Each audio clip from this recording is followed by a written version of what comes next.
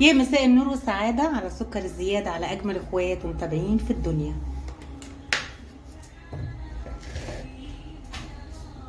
العيال مش عايزة تاكل طبيخ، قلنا نعمل بيتزا خفيفة كده. ماشي، سايبينها تختمر شوية عقبال ما نعمل الفراخ. نزلناها بشوية الزيت، هننزل بالبصل، تشويحة البصل، هننزل شرايح الفراخ،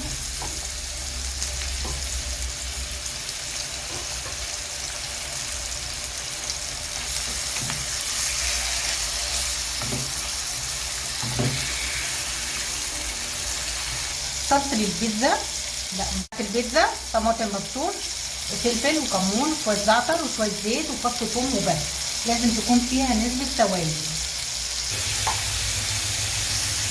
شوية كمون، فلفل اسمر، ملح،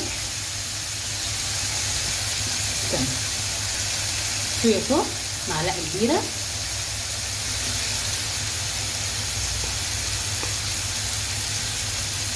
دبس رمان برضو معلقة كبيرة،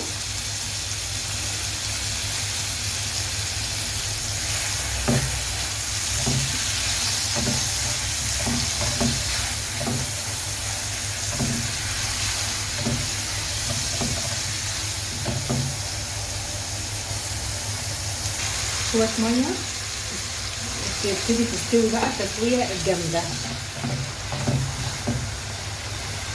تستوي شوية المية اللي احنا حطيناها من ده. هنحط فلفل الأخضر أو الألوان آخر حاجة.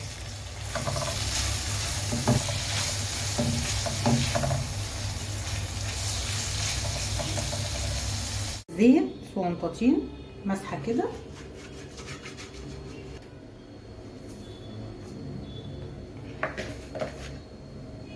نخرج الهواء منها كده.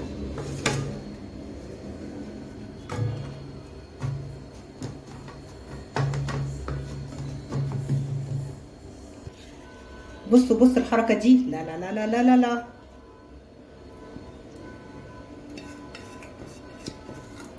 الله جميلة قوي قوي. وشوية الزعتر دول بيخلوا الصلصة بتاعت البيتزا جميلة جميلة جميلة. بصوا بقى كده لازم يكون فيها نسبة سوائل.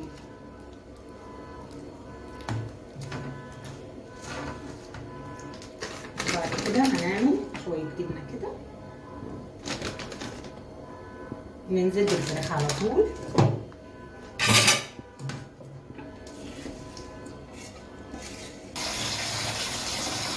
بعد كده هنحط الجبن بأي تأثير.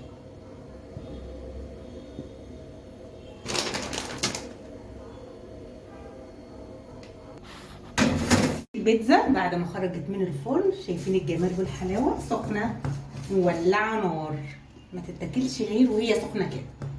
نشوف بقى نطلعها ازاي، سخنة قوي.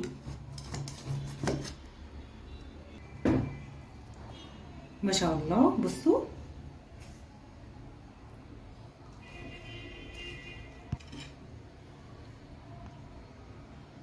مستوية.